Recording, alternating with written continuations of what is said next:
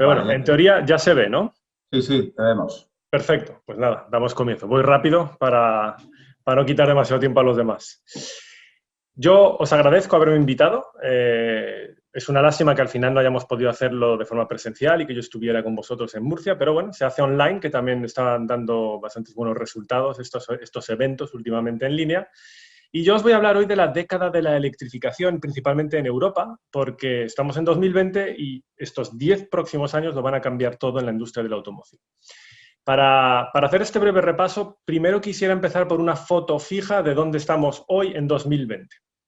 Hoy, año 2020, Europa se posiciona como líder mundial en ventas de coches eléctricos, más que en el mercado chino, más que en el mercado estadounidense y más que en el resto del mundo. Como podéis ver aquí a la izquierda en pantalla, en el diagrama de barras horizontales, arriba del todo tenemos las ventas de China, en gris la primera mitad del año 2019 y en azul la primera mitad del año de 2020. Entonces se ve obviamente el efecto de la pandemia, del coronavirus, se ve que pues, el mercado se contrae. En concreto, el mercado general de vehículos en China se contrajo un 20% y específicamente el de los coches eléctricos cayó aún más, un 42%. Y veis que este escenario se repite más o menos igual en el resto de mercados, salvo en Europa. En Europa la diferencia es abismal con el resto de principales mercados automóviles del mundo, ya que a pesar de caer un 37% la venta general de vehículos, es decir, incluyendo todos los sistemas de propulsión, gasolina, diésel, híbridos, todo, los eléctricos suben un 57%. Y ahora a continuación, durante esta ponencia, os voy a explicar por qué. Una nota curiosa, como veis aquí a la derecha, el Renault Zoe es el vehículo que más ha vendido en la primera, el vehículo eléctrico, que más unidades ha vendido en la primera mitad del año 2020, 36.500 y algo. El Tesla Model 3 le sigue muy de cerca, con 33.100 y pico unidades, y el tercero es el Golf eléctrico, con 17.600 y pico unidades. Esta es la foto fija. A día de hoy, estamos en septiembre de 2020, pues la primera mitad, esto es lo que nos dejó. Entonces, es curioso también darse cuenta cómo ha ido evolucionando la oferta de vehículos eléctricos. Podéis ver aquí en esta gráfica, de nuevo con diagrama de barras, el verde claro es el número de modelos que ofrece cada fabricante en 2019 y el verde oscuro es el número de modelos, distintos modelos de coches eléctricos que ofrecerá a finales de 2021. Aquí cuando decimos vehículo eléctrico estamos englobando dos principales categorías, el eléctrico a batería y también el híbrido enchufable, que también tiene un motor eléctrico y una batería, pero además su motor a combustión. Pues bien, como podéis ver, a finales de 2019 teníamos casi 100 modelos distintos entre eléctricos e híbridos enchufables entre los que elegir, pero es que para finales de 2021 tendremos más de 200, tendremos 214. Y esto a mí me hace recordar con cariño y cierta nostalgia cuando yo estaba en Noruega en el año 2014 y me compré mi Tesla Model S. En el año 2014 yo creo que había media docena de coches eléctricos y otra media docena de híbridos enchufables para elegir. Nada más. Entre los eléctricos teníamos el Nissan Leaf de primera generación, el i3, los trillizos del Mitsubishi Mief, Citroën C0, Peugeot, etc. Creo que estaban también pues el Golf eléctrico, creo que estaba también por esa época. Y poco más. Esas eran más o menos las diferentes elecciones que tenía uno cuando quería comprarse un coche eléctrico, además del Tesla Model S. Y ahora mirad, casi 100 a finales de 2019, más de 200 para finales del año que viene. Los constructores de automóviles han invertido 60.000 millones de euros el año pasado, en 2019, para producir coches eléctricos en Europa. Está cambiando la cosa a una velocidad impresionante, por eso decimos que es la década de la electrificación. Pero además de la oferta de vehículos eléctricos, tenemos también una cuestión súper importante, y aquí os planto una diapositiva con un montón de flechas, datos, colores, dibujos. Si mi mujer me viera hacer esto, me estaría dando una colleja, porque ella me dice que jamás haga esto.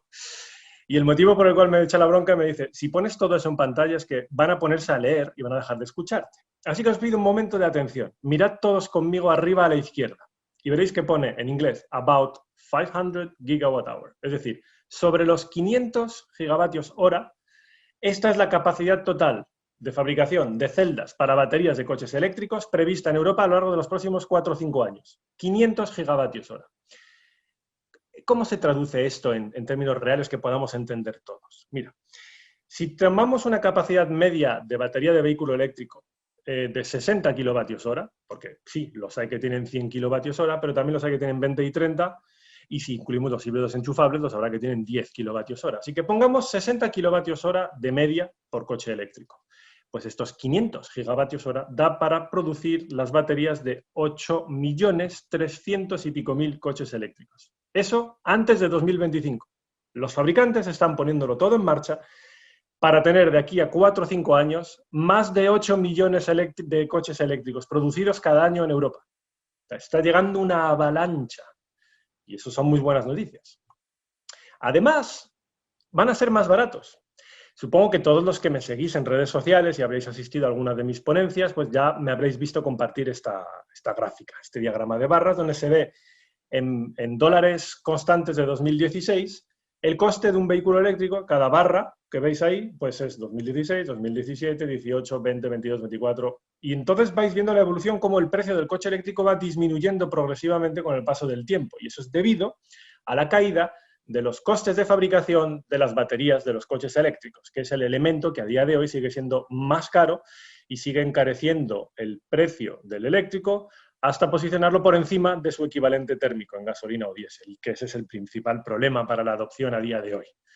Y vemos en esta gráfica que con la caída progresiva y constante de los costes de fabricación de las baterías, llegamos a un punto en 2025, un punto mágico, un punto a partir del cual, cuando uno entra en un concesionario y pide precio de un coche, le van a decir, pues este que estás preguntando me cuesta 25.000, pero si lo quieres diésel o gasolina va a costarte 26, 27 o 28. Ese momento sucederá en 2025, ese momento en el que te dirán el eléctrico es el más barato. Y a partir de ahí todo despega aún más rápido.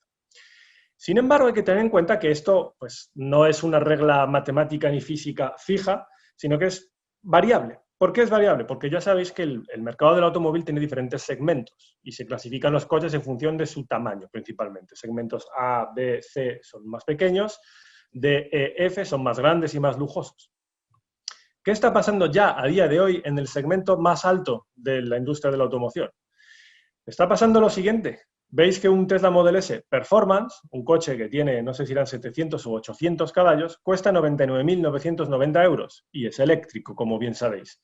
Y que sus rivales, con motor híbrido o con motor a gasolina, de segmento equivalente y de prestaciones equivalentes, cuestan muchísimo más dinero. Ya a día de hoy, estos precios los saqué ayer por la noche de las páginas web en España.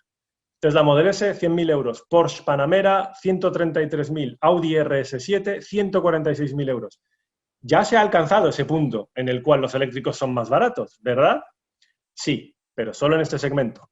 Cuando vamos a segmentos de coches más normales, los que compra la gente de a pie, la clase media, vemos que un coche del segmento C, como es el Citroën C4, que acaba de ser presentado, tiene un precio de partida de 20.800 euros para su versión gasolina, pero 32.400 para el eléctrico. Aquí no hay ningún punto de paridad de coste que se haya alcanzado, ¿verdad? Y si vamos al segmento B, un segmento más pequeño, los coches de ciudad, como el Opel Corsa, también nuevo, recién presentado, vemos que el gasolina cuesta la mitad que el eléctrico. 14.000 euros para la gasolina, 28.000 para el eléctrico. Para estos es para los que falta todavía 4 o 5 años.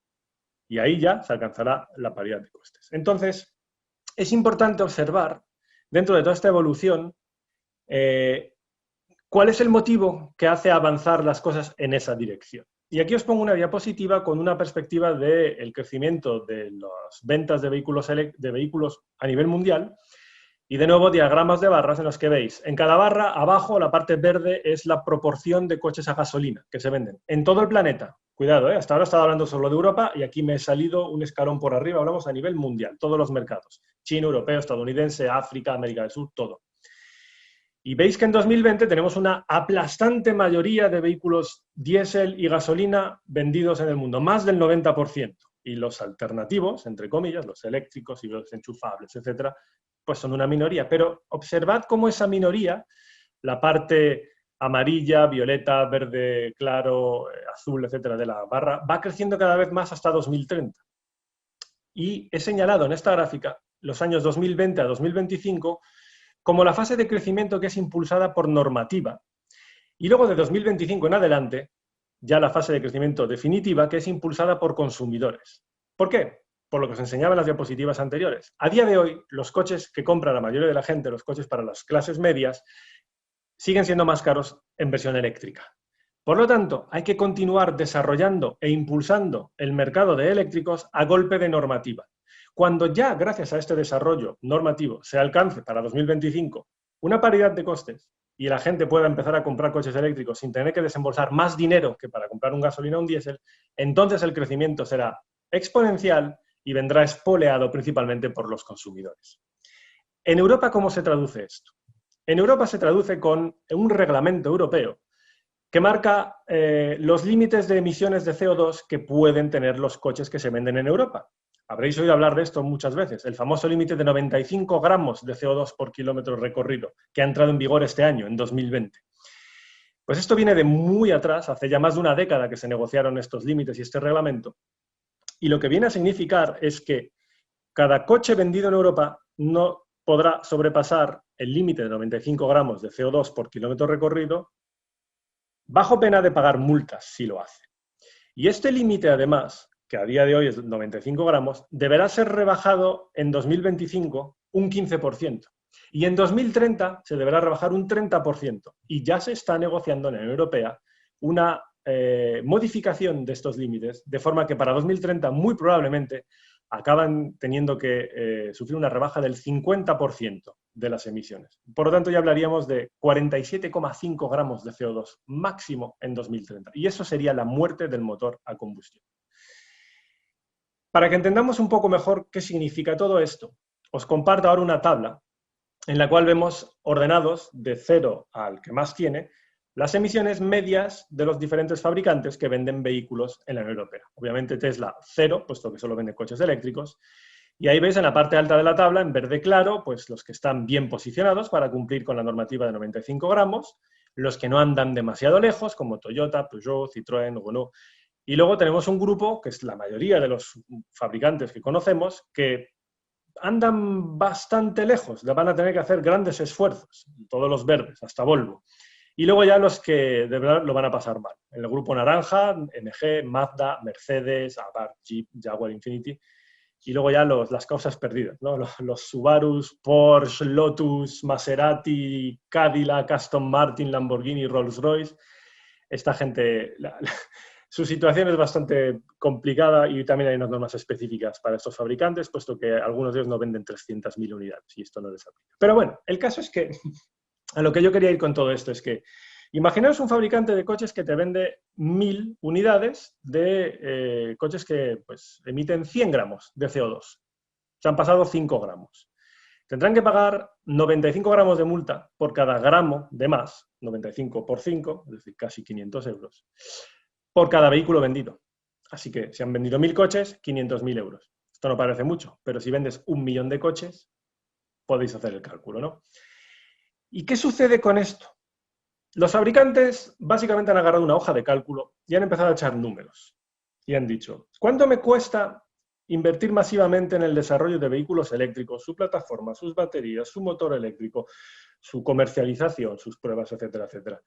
Muchísimo dinero y, de hecho, eso supone para ellos unas pérdidas o dejar de ganar dinero, porque el negocio que venían trabajando hasta el día de hoy, vender coches con motores gasolina o motores diésel, les proporcionaba unos márgenes de beneficios saludables, les permitía distribuir beneficios a sus accionistas, todo iba bien, pero de repente les empiezan a decir, no, que es que tienes que fabricar eléctricos, porque si no te pongo una multa. Entonces, el fabricante, ¿qué hace? Coge la calculadora y dice, ¿cuánto me cuesta desarrollar eléctricos y cuánto me cuesta la multa si no lo hago? Y esa es la única razón por la cual los fabricantes van introduciendo cada vez más coches eléctricos.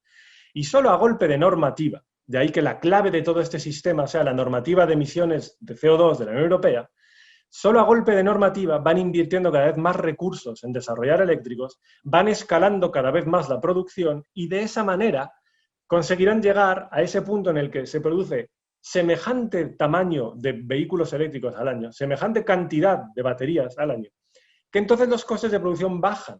Y al bajar, los consumidores llegan al concesionario en 2025 y dicen, ¿cuánto me cuesta este Golf eléctrico? Y le dirán 25.000 euros. Ah, ¿y el versión gasolina que tienes ahí al lado cuánto? 27.000. Y entonces el consumidor dirá, el gasolina para ti, dame el eléctrico.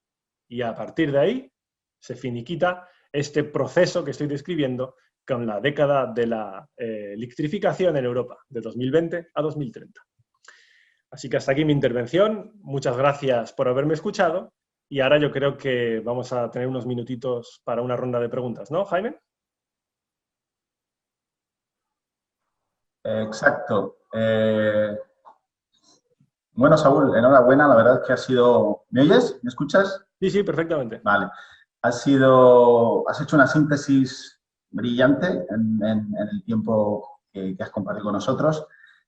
Y sí que hay gente que está preguntando y, por ejemplo, te comento que Ricardo Muñoz Ortiz nos dice, o te pregunta directamente, si reduciendo el IVA o directamente quitando el IVA a la adquisición de vehículos eléctricos, lograríamos en 2025 equiparar el precio o, digamos, también la venta, el volumen de ventas de vehículos eléctricos en comparación con los de gasolina y diésel. ¿Qué opinas?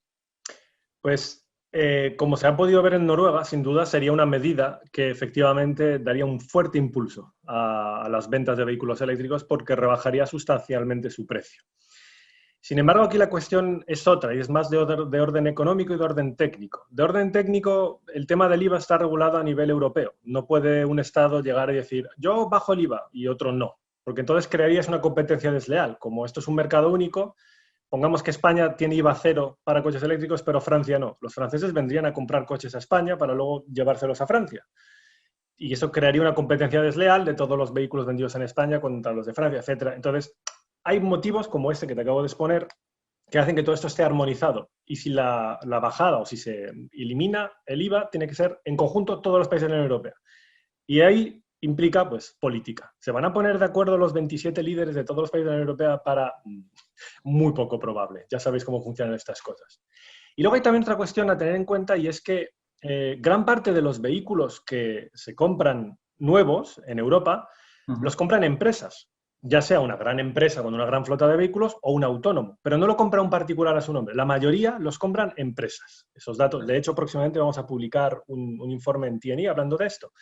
Y claro, cuando lo compras como una empresa puedes deducir el IVA. A veces más, a veces el 100% del IVA, a veces menos, pero hay una parte que se puede deducir. Entonces, al final este tipo de medidas, entre que requieren una unanimidad política, que requieren que los políticos se pongan de acuerdo, que técnicamente sea factible y que luego tendrían una repercusión limitada, porque sería solo para el grupo de los particulares, donde tendría realmente efectos, puesto que las empresas de todas formas ya deducen ese IVA, todo esto hace que a priori puede parecer una medida excelente, pero luego en la práctica es muy difícil de llevar a cabo. Por eso llevamos tantos años hablando de ello y al final no lo reducen, no la quitan el IVA.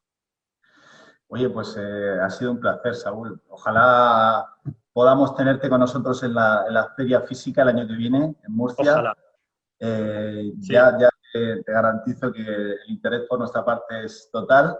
Y estupendo. bueno, ha sido estupendo que hayas compartido con nosotros esta mañana del sábado y nos vemos muy pronto. Muy bien, que así sea, Jaime. Muchas gracias. Un saludo. Un saludo. Un Hasta saludo. luego.